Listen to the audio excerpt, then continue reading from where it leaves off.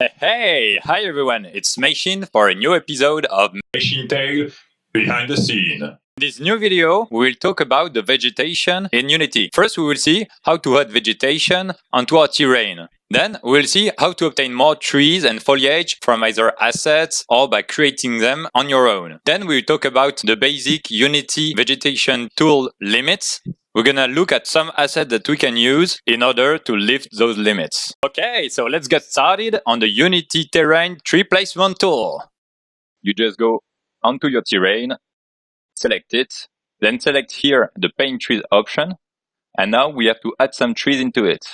In order to add some trees, just click on Edit Tree, Add Tree. Select the prefab we want to add onto your terrain. We're gonna add the tree we have in the standard assets. Note that here you can add anything you want. You can even place some props. So as you can see here, if I change the brush size, I will be able to cover a larger area. You can always click to add trees and shift click to delete the trees. Then you can change the tree density. Just be careful with the performance. Now, if we look at the tree height, we can randomize it a little bit in order to have a less copy and paste look. So if we try here from the minimum to the maximum, it creates some weird, very long palm trees. So what we're going to do is reduce a little bit the maximum. And here we can see it's too small. This setting really depends upon your basic model. And then we can change here the color variation randomization. And this is defined directly into your tree model. So here we have the main color, which is white. Well, it's the basic diffuse texture, and the hue color will be the additional color that you can play around in this setting. So we're going to add some trees a little bit everywhere. If you misplaced your trees, you can always use Ctrl Z in order to undo your last action. So then we're going to add foliage. So you can use here the paint details. So those details can be either grass or detail mesh. Well, honestly, for the grass, I tried and I really don't like it. So I'm going to go for detail mesh. So here I'm going to add some foliage that I have from an asset in the asset store, but I will show you anyway. You can create or even find assets. And then here you can change the noise spread, which will be randomization of the asset placement. You have the min width and max width and min height and max depth, which will be the bounds of the randomization of the assets that will be placed on the terrain. And then, the same as the trees, you have a heavy and dry color, which will indicate the two color tone that will be used as bound to the randomization of what you put on the terrain. So yeah, as you can see here, we created some patches of grass. Well, it's not looking very good since I didn't change the shaders. So what you can notice here is if you try to select what you've just placed onto the terrain, you can't get anything. Same for the trees here. You will not be able to select one unique tree. And in particular, in the terrain, you will not see any list of trees or foliage that you added. Now, if I start the game, so first, what you can see here is that the foliage appears only when I'm quite close to it. So how can I change this distance? Simply by going here onto your terrain settings and here change the detail distance. So if I put it to the maximum, 250, you can see now that it's still not appearing when I'm very far, but this is for performance because the details can be of very high density. The setting you can see here is the detail density. Of course, if you reduce it, it will reduce the number of details you have previously set on your map. Then, same as for the details, you have the tree distance. Here I'm going to put 10. And if I get close to some trees, you can see here, the tree doesn't disappear because trees can be quite huge. So if it disappears, it will look weird on the screen. The tree is replaced by a billboard. What is a billboard? Well, it's just a collection of pre-rendered images that saves a lot of processing to your graphic card. If we get back to our settings, we can see here at which distance the billboard starts. If we look at the other settings, we can see here the fade length, which is the distance over which the tree will be replaced by the billboard.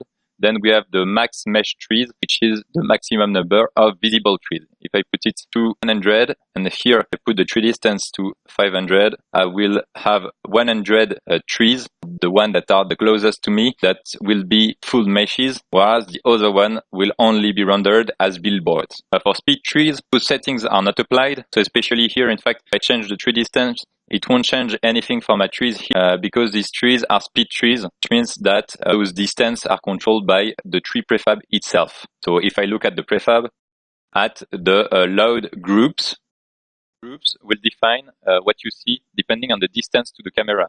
So here load 0 will be from 100% to 50% of the distance, and at load 0 I will see the full detail mesh. The difference between the different load groups are that the mesh are simplified. The number of trees are lowered down, so the graphic card uses less rendering paths to render the tree.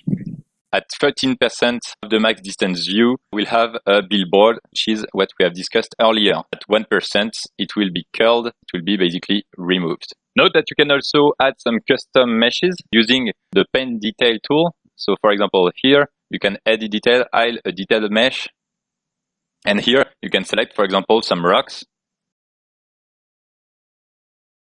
There is one huge limitation to this, is that you cannot add load group prefab. So here, if I add detail mesh and I select a group prefab, as you can see here, it is not working.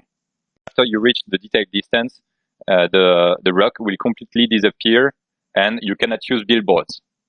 So if here I set it up to, for example, 50, we have to zoom quite a lot in order to start seeing the rocks.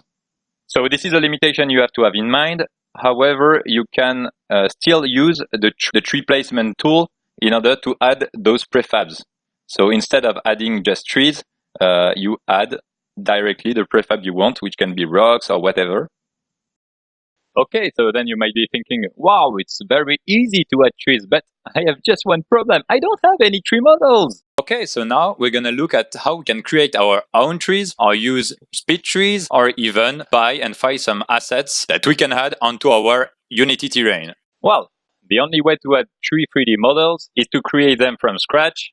Nah, I'm joking. Creating a 3D model from scratch will take you days, if not weeks. Luckily for us, we have several ways of adding and creating tree models. First way for you to create your own trees is via the tree creator, which is included in Unity. So you just have to go in 3D objects, create trees. It will create a basic tree bark. And you can see here, you have a procedural tree creation tool. If we take a look at the first node, we can see here, we can define the area spread, which will help define how much trees you can put into a single area. Then you have the offset from the ground, then the load quality, which will define the number of trees that you will have on your tree model, the ambient occlusion, which will define how you get shadows, the translucency color, which will be the color you get when the light goes through your leaves, the alpha cutoff, which will define how the leaves are rendered, shadow strength, offset, and the way the shadow is rendered. So regarding the bark, here you can see that some settings have been disabled because I changed this manually. So you have first to convert to procedural group, and then we can change here the number of bark that will come from the ground. We can change the basic seed, change the length, and also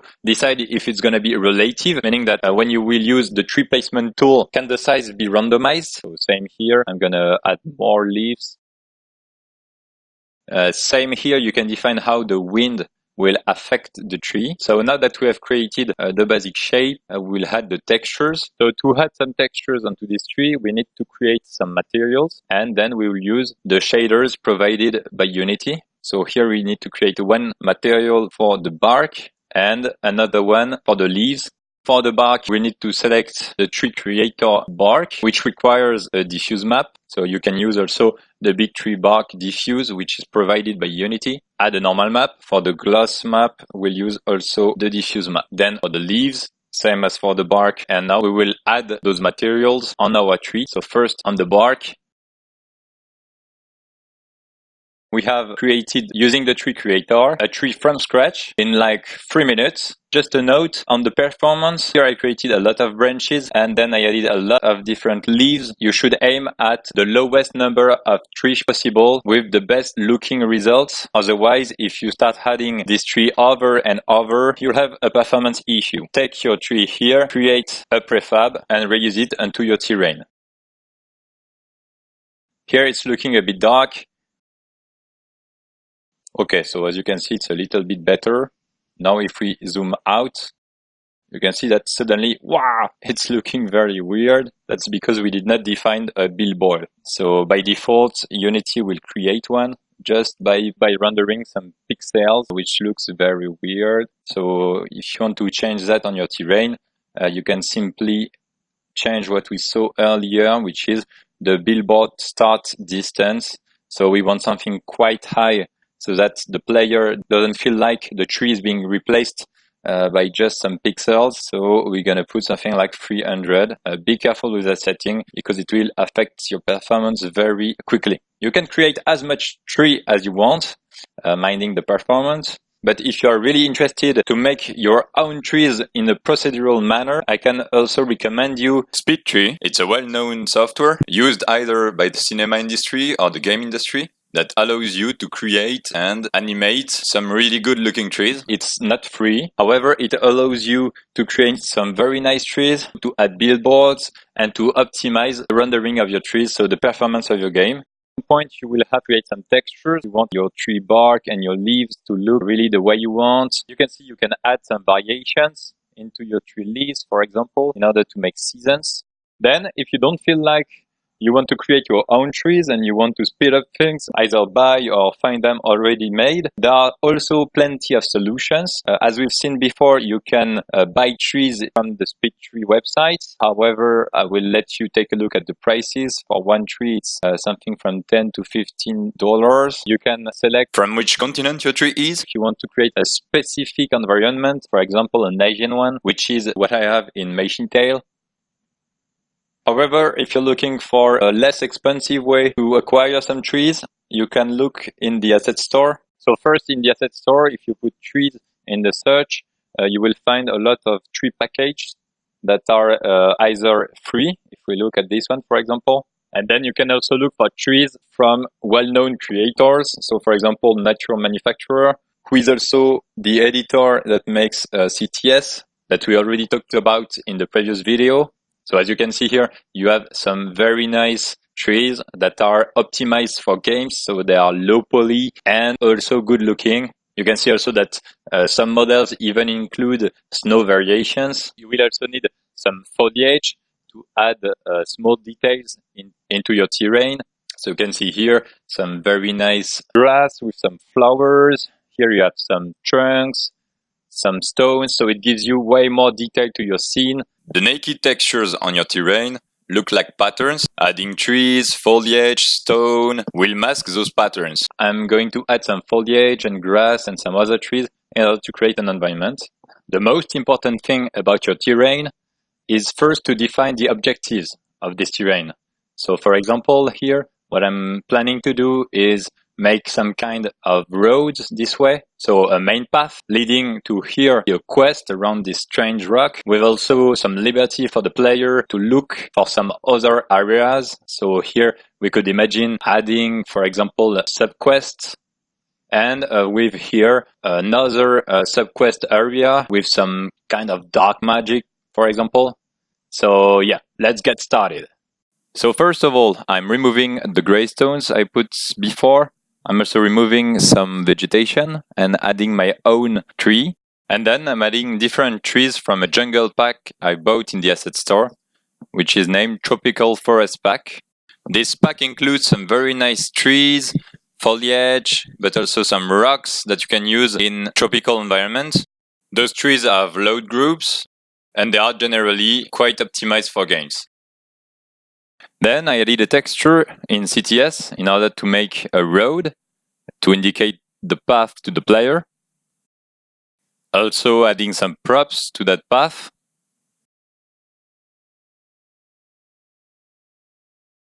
And finally adding a river that goes right into our valley. For this river I used River Auto Material. RAM is a Unity asset created by Natural Manufacturer, the same editor as CTS, and allows you to create very nice rivers with foam, but also some lakes or even some swamps, and allows you to control everything in a matter of a few clicks and few settings to change. It took me less than 30 minutes in order to do that. As you can see here, the rendering and the lighting is not very good, but we will see that in another video. Let's have a look now.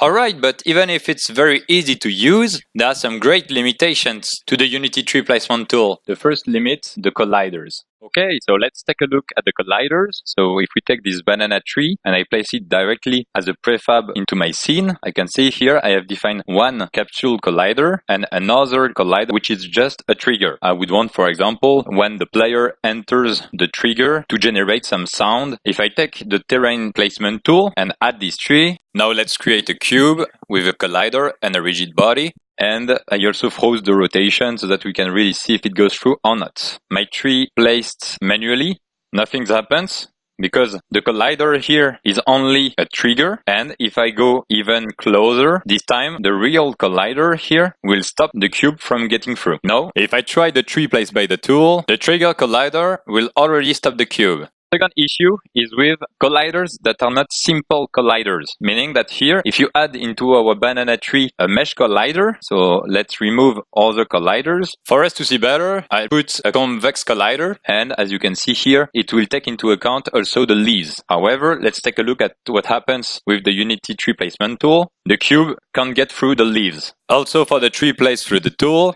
But what happens if we check behind the leaves? If we look at this, you can see that we should be able to get there. So here, okay. And now if we go up, we'll see that it will get rejected by the collider.